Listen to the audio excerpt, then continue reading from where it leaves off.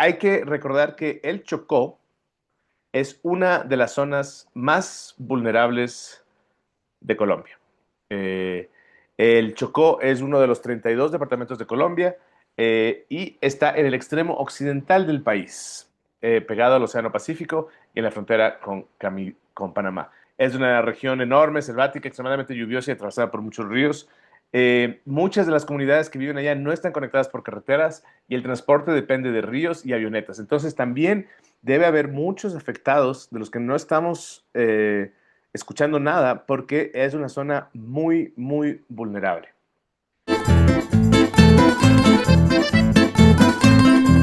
Saraí, ¿cómo estás? Bien, bien, ¿y tú? Bien también, qué lindo verte a los tiempos. No pudimos reunirnos hace una semana, Sí, después de una pausita. después de una pausita. Después de una pausita logramos volver a hablar. En este caso, con la ingrata noticia de lo que ha pasado en Colombia. Tú estabas volando en ese momento, ¿no? Sí, qué fuerte, ¿no? El terremoto en Bajando Colombia. del vuelo, viendo todos los videos, ¿no? Porque se han hecho megavirales del temblor en Colombia. Sí, un temblor que ya logró, fue mayor, estuvo por sobre los 7 grados, ¿no? Ocurrió el 10 de agosto, es decir, el lunes, ayer, una magnitud de 7.4 grados. Y su Sí, es epicentro fue en San José del Palmar, Chocó. Fue muy fuerte, ¿no? 7.6 grados. No sé si la gente se da una idea de lo que es 7.6 grados. O sea, es Es enorme. 7.4, pero es igual, no, 7.4. o sea, la gente está incluso asustada un poco, ¿no? En Ecuador, digamos, con el miedo que es un miedo que está poco fundamentado en la ciencia, ¿no? De que un poco ya pasó en Venezuela y que hay algo que está ocurriendo en la región. Lo difícil Yo es creo que tiene mucho que ver con la falla de San Andrés también. la falla de San Andrés, ujú, que está medio que tiene momentos en los que se activa, ¿no? Bueno, es una, vamos a decir que un fenómeno que va a seguir, se está desplazando la Tierra, pero entonces en donde pasa esa falla es mucho más probable que haya temblores. Sí, sí, totalmente. Pero lo que sabemos es que no hay razón tampoco para entrar en pánico, ¿no? Que es algo que es fácil caer en el miedo, en el pánico, viendo las noticias. Además de que ahora no soltamos las noticias, ¿no? Antes uno veía las noticias y era un momento de ver las noticias o de escucharlas en la radio. Ahora estamos todo el tiempo recibiendo esa información y es una información Hay necesaria. canales, ¿no? Hay canales que son solo de noticias de 24 horas. Ajá, pero ahora incluso ya no, porque ahora en nuestras redes sociales estamos todo el tiempo recibiendo esta información y ya no descansamos. Y esa información, hay un punto en el que uno dice, yo no sé cuánto de esto en verdad me ayuda y cuánto me está más bien paniqueando y paralizándome. Lo que sí es necesario, y tú lo sabes como mexicana, también sabes, es siempre prepararse, siempre estar listos, saber cuáles son los protocolos, saber cuáles son las medidas de emergencia y urgencia, las salidas de emergencia y tener todo listo, ¿no? Yo creo que hay que saber un Sí, poco que los terremotos no se pueden predecir. exacto. Como dices tú, tenemos que estar preparados, saber como lo básico, eso es muy importante, pero no sé si a ti te ha tocado estar en un temblor de esa magnitud. En esos momentos, aunque estés lo mejor preparado que puedas, somos seres humanos y las Sí, ¿no? reacciones son humanas, ¿no? Lo que sí me parece muy importante es el después del temblor. ¿Qué pasa después del temblor? ¿Qué Eh, pasa después del temblor? Viviéndolo en México, cómo ha funcionado y me parece que es una imagen casi anarquista, en el buen sentido de la palabra, porque muchas veces escuchamos esta palabra y decimos es el caos. No, no, no es el caos, es las instituciones no son capaces de dar el apoyo necesario, Ajá, entonces la gente se reúne y hace el trabajo del rescate sin que nadie les pague, hacen el trabajo de llevar víveres, de ayudar a la gente, y es en esos momentos en el que somos todos iguales. No importa si tienes dinero o no tienes dinero, si eres de un color o del otro, o si le vas a un partido o a otro partido. En esos momentos es donde vemos que la comunidad se vuelve anarquista. Eso Ujú, es el ujú. anarquismo.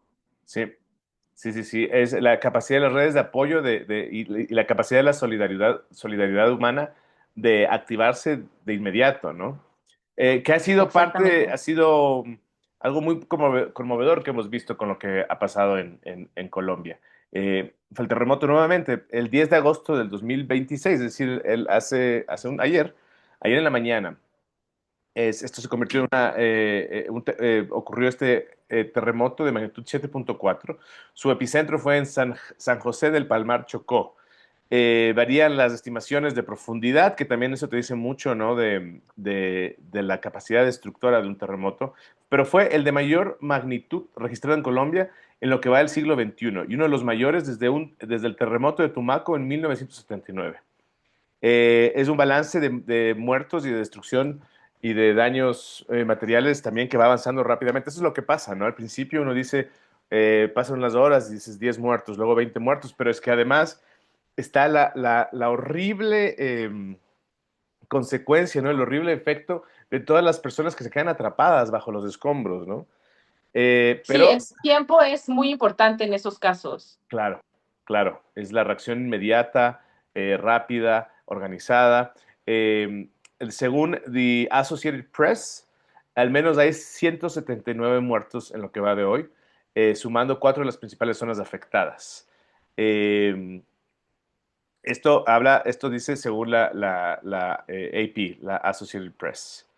Este, También hay discrepancias en ese sentido, pero nuevamente, como dices, sacar información después de lo que ocurrió es muy difícil también, ¿no? Es información muy discrepante a veces porque todo está ocurriendo ahí mientras la gente se recupera del pánico, mientras se intenta recuperar los servicios básicos, los temas del agua, de la luz. Pero hay un énfasis especial que quiero hacer. Bueno, primero nuevamente las ciudades de Manizales y Cali fueron las principales afectadas. Lo vemos en videos, o sea, edificios. También que esto me da mucha rabia, ¿no? De ver, o sea, yo sé que hay cosas que no se pueden predecir ni precavir, pero a veces pienso también cuánto de la destrucción es esta forma irresponsable de construir en Latinoamérica, ¿no? Estas edificaciones altísimas que no siempre cumplen con las ordenanzas y los requisitos de construcción, ¿no? Básicos. Eh, pero hay que recordar que el Chocó es una de las zonas más vulnerables de Colombia. Eh, el Chocó es uno de los 32 departamentos de Colombia y está en el extremo occidental del país, pegado al Océano Pacífico y en la frontera con Panamá. La capital es Quibdó. Es una región enorme, selvática, extremadamente lluviosa y atravesada por muchos ríos. Muchas de las comunidades que viven allá no están conectadas por carreteras y el transporte depende de ríos y avionetas. Entonces también debe haber muchos afectados de los que no estamos escuchando nada porque es una zona muy, muy vulnerable. Eh, San José del Palmar, donde se ubicó el epicentro del terremoto, está en el sureste del Chocó, cerca de los límites con Valle del Cauca y Risaralda. Por eso ciudades como Cali y Pereira también resultaron fuertemente afectadas. Claro, Cali y Pereira, hemos dicho, Cali y Pereira, que Pereira estuvo muy, muy, muy afectada. Eh, la población mayoritaria del Chocó es afrocolombiana y tiene una importante población indígena. Entonces hay que recordar, hacer un esfuerzo para acordarse de quienes probablemente están teniendo más dificultades para transmitir información, para comunicarse y para que los servicios de emergencia y de rescate puedan hacer algo al respecto. Te cuento, la Organización Nacional, la Organización Indígena Nacional de Colombia, ya llamó al gobierno, que ya le pidió al gobierno y demandó y exigió asistencia inmediata para las comunidades indígenas que fueron afectadas por el terremoto. Eh, mencionaron en particular Caldas, Quindío, Risaralda y el Valle del Cauca. Esta misma organización, ONIC, expresó solidaridad con las familias de las víctimas y siguió insistiendo a las autoridades que no olviden las zonas más vulnerables del país. Sí, Entonces hay que es acordarse. casi como que siempre les toca a los que, ¿sabes? Como que ya no, ya te va mal y todavía te puede, y te va peor, ¿no? Te va mal y luego te va peor. Como si, Es que es una locura, ¿no? A veces yo me metí en problemas por este comentario en Ecuador, hubo un temblor fuerte, bastante fuerte en Esmeralda hace unos años. Y yo decía, Dios es racista, ¿no? O sea, es las zonas más vulnerables que están, para colmo, golpeadas por también desastres naturales. Y desastres naturales que, digamos, que hay desastres naturales que sabemos que pueden ser más, digamos, neutralizados por ciertos hábitos o ciertos... hay desastres naturales a los que de una u otra manera los responsabilizamos o los explicamos con cierta responsabilidad humana, ¿no? Es que hay más lluvias por no sé qué y es parte de la capa de ozono, o es el calentamiento climático que está siendo exacerbado por... Pero los terremotos no tienen nada que ver con la actividad humana, son solo caprichos dolorosos y violentos de la naturaleza y sí, es muy y difícil, sí. justo en ese momento es cuando tú sientes la impotencia de no poder hacer nada en ese momento, ¿no? O sea, se está Claro, cayendo tu casa y no puedes hacer nada. claro, Me gusta, es también muy importante, como decíamos, el tiempo. Entonces, saber que son comunidades que tal vez están más alejadas de la ayuda y que son los que necesitan tenerla ya, ahora, rápido, ¿no? claro, claro, y que deben estar, porque hay que acordarse también que en muchas zonas no hay luz, se fue la luz, se fue el agua, eh, que es lo primero que cada ciudad y comunidad en este momento en lo que probablemente se va a enfocar, en restablecer ciertos servicios básicos, porque imagínate en una situación de desastre y de muchas muertes, imagínate lo que puede pasar eventualmente con la salud pública. El Sí, tema del... justo. En comunidades en donde ya lo básico es, pues, difícil, ¿no? Ajá, exactamente, lo más básico. Tú estabas, yo me acuerdo también de un terremoto en México hace relativamente poco, ¿no? ¿Te acuerdas el terremoto que destruyó el campus? Sí, siempre hay un terremoto un poco fuerte, pero en el 2023, me parece que, no recuerdo bien el año, pero Ajá. hubo uno que eh, chistosamente, que quiero decir, aunque no es chistoso, es siempre la conmemoración del Ah, terremoto del cierto. 85. Es como, Entonces, ajá. entonces es siempre en septiembre. Se hacen, pues, un programa en la mañana para que la sirena se escuche y entonces todos hacen ¿cómo se dice? Cuando, eh, cuando lo haces, pero es falso. Eh, el simulacro.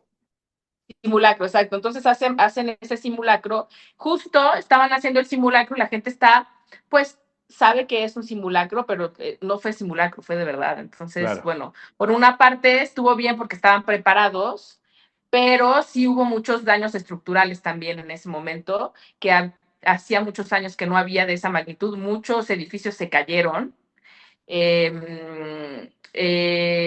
Sí, yo no estaba en México en ese momento, pero sí he estado en temblores fuertes Ujú. y es una sensación, yo no se la deseo a nadie, la verdad. Claro, claro, no, no. Yo he estado en temblor, yo estuve en Quito de vacaciones, estuve en Quito con el terremoto de Manabí 2016 en la costa. Y es horrible, sí, yo insisto, es esta sensación de, hay un momento en el que uno se dice, ah, ya, se acabó, aquí, aquí fue, hasta aquí llegué. Mira, te cuento, no es la falla de San Andrés en Sudamérica. La falla de San Andrés es el límite principalmente entre las placas pacífica y norteamericana. Está por sobre todo en Norteamérica. Esa es la que amenaza, digamos, y mantiene muy en vilo a San Francisco. No, el terremoto del Chocó ocurrió en el sistema tectónico más sudamericano, más del sur, que son la placa de Nazca que se introduce bajo Sudamérica. Es decir, es una placa que baja y es esta eh, la principal, digamos, causa de estos últimos movimientos. La placa de Nazca. Que algo Ok, está pasando, digamos, entonces, porque se comparte placa sí, se comparte con lo que pasó con Venezuela. con Venezuela y Colombia. Ajá. Ok. Y justo hoy también hubo temblores en Japón. Mira, sí, y Entonces, no sé, el mundo entero se están moviendo cosas, ¿no? se está moviendo cosas. Pero mira, como dices, mira, según la Associated Press también, la primera respuesta en muchos lugares, precisamente por las restricciones y limitaciones geográficas que definen mucho del territorio colombiano, no fue de maquinaria especializada, sino de vecinos formando cadenas humanas y removiendo escombros con la mano. Se describen soldados, rescatistas, familiares y voluntarios pasando grandes bloques de concreto de persona a persona. Ya se está viendo eso muchísimo. Las redes de primeros auxilios que están ahí rescatando, ya hay las imágenes de estos bebés que están siendo rescatados. Mira, que hay que poner mucha atención, mucha gente y compartir. Mucha gente quedó enterrada con sus celulares y está todavía tratando de transmitir. O sea, a mí me han llegado historias de personas diciendo publicando la dirección a, para ser rescatadas. Es decir, también esto ocurre en un momento en el que la tecnología permite que podamos es muy paradójico, ¿no? Porque al mismo tiempo todo se paraliza cuando caen, digamos, los sistemas de comunicación digitales y tecnológicos, pero al mismo tiempo, mira como nunca somos capaces de poder decir estamos atrapados. Sí, es súper interesante. Me parece que hubo una historia que fue muy conocida en Venezuela, ¿no? De este padre que rescató a su hijo justo porque le llegaban los mensajes diciéndole que seguía vivo y que pues que lo fueran a buscar, que él Ujú. estaba vivo. Ah, claro, cierto, ¿no? Eso fue un caso en Venezuela después del terremoto, Sí, sí, sí. que también fue devastador. Sí, y sobre todo me parece importante el seguimiento después de esto, ¿no? ¿Qué es lo que pasa? En Venezuela, por ejemplo, hubo también los casos de trata de niños, Ujú. eh, de, mm, de aprovechar esos momentos, ¿no? Como podemos ver momentos buenos, ¿no? Viendo gente haciendo cadenas humanas para quitar los escombros. Bueno, también hay momentos no tan buenos, ¿no? Sí, sí, hay que estar muy conscientes de eso, de cómo también esto suele... eh, Y como dices, en comunidades en las que son, pues, ya de por sí vulnerables, eh, es también más fácil, ¿no? Ujú. Sí, sí, sí, sí. Y es por eso que hay que saber ayudar y saber cómo ayudar. La Cruz Roja Colombiana ya activó su respuesta nacional y también tiene mecanismos de donación. Las prioridades son salud, cosas, digamos, artículos de salud, agua potable, botellones, temas de telecomunicación que tal vez es más difícil de donar, pero digamos, artículos de salud, agua potable y ropa también, ropa en buen estado. Que pensemos mucho precisamente en no solo pensar en ropa, pero también en la situación de vulnerabilidad de madres, de hijos. Yo creo que a veces uno se olvida de, por ejemplo, los pañales, las toallas Sí, sanitarias. me parece que eso es como lo más fácil, la gente sabe, ¿no? La gente cuando hay una catástrofe sabe que hay que donar agua, donar víveres, pero creo que es muy importante ahora, en este momento que acaba de pasar, pensar también en donar equipo. ¿no? Ujú, ujú. Palas para poder quitar los Tienes toda la escombros, razón. Ujú. porque eso ahora es lo más importante. Sí se necesita agua, sí se necesita víveres. Obviamente que se necesitará ropa para la gente que va a ser rescatada, que van a tal vez mandar a algunos albergues, pero hoy, al momento en el que estamos hablando, lo que se necesita son equipo para poder quitar los escombros, para poder salvar vidas en las primeras horas, 72 horas, días, ¿no? Sí, que se pueden todavía salvar vidas. sí. Excelente, me parece muy, muy, muy preciso y necesario lo que dices. Y recordar, para quienes quieran ayudar, eh, y se necesita mucho de su ayuda, está la Cruz Roja Colombiana, ya activó sus respuestas. Creo que la Cruz Roja es un canal internacional que funciona bastante bien y de bastante, digamos, credibilidad en el mundo. Y creo que desde ahí, o sea, ya se puede. De hecho, déjame ver si podemos compartir el link. Eli. También, si conocen tal vez a los Topos de México son una asociación de voluntarios que van por el mundo ayudando en este tipo de Ujú. catástrofes. Si tienen pues una sabiduría sobre los temas, hay gente que tiene a veces, tal vez 30, 40 años haciendo rescatismo. Entonces, son personas que tienen un saber durante ese tipo de cosas que no se compra en ningún lugar, ¿no? Los Y es topos, ¿no? valiosísimo. Y los topos son en el mundo Son entero, ¿no? voluntarios. Sí, sí. ¿Mm? A ver, también tenemos, a ver, otra cuenta aquí. Tenemos, según el Expreso en Ecuador, la principal, ¿no? Sí, es la Cruz Roja Colombiana, que ya tiene habilitada. Podemos también poner la información del número de cuenta. Es de la Sociedad Nacional de la Cruz Roja Colombiana y ya tiene habilitada tiene habilitado todo su sistema de donaciones. También se pueden hacer donaciones en el Consulado General de Colombia. Así que si ustedes lo están escuchando desde México o desde donde sea, pueden comunicarse también con el Consulado colombiano y donde están cada uno ya tiene habilitados sus canales de ayuda. Sí, claro, donen. Es Sí, importante. donen, que a veces es lo más, a veces uno, como dices, uno siente cierta impotencia, pero algo que en lo que insisten los rescatistas es mejor donar y mandar y donar, digamos, los artículos que más necesarios y prioritarios, donar plata también.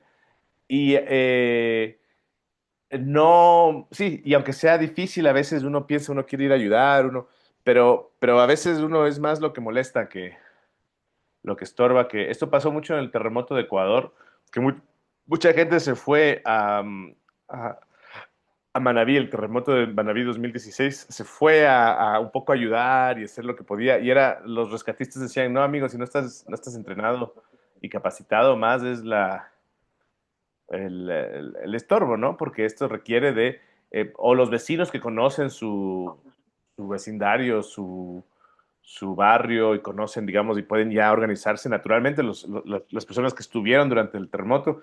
Pero si llega alguien que no conoce las dinámicas y que no sabe de primeros auxilios y que no sabe de protocolos y metodologías de rescate, más bien va a ser más el impacto y el shock del olor, de las situaciones, digamos, de las Sí, situaciones. son situaciones que son fuertes. Uno, la gente tiene que saber eso. Dos, yo creo que sí, yo sí creo que la gente que de verdad quiere ayudar, pero que esté capacitada, son bienvenidos. El equipo correcto también, ¿no? Siempre pensar que si tú quieres ir a ayudar, que ya sea por un incendio forestal, por un terremoto, llevar el equipo El equipo adecuado, los correcto. zapatos adecuados, la ropa adecuada y sobre todo siempre escuchar al líder, que ya sean los bomberos o la gente que tiene más experiencia y organizarse de esa manera, pero ir con ese espíritu, ¿no? Con ese Ujú. estado de ánimo. Sí, sí, ir y con el compromiso de seguir los protocolos y como dices, de las indicaciones. Bueno, Saraí, Entonces, nos vemos pronto, seguimos atentos a esto y ayudemos como podamos. Sí, sí, sí. Nosotros ayudando, dando la noticia y esperemos que la gente done también. Sí, ya nos vemos. Nos vemos. Chao.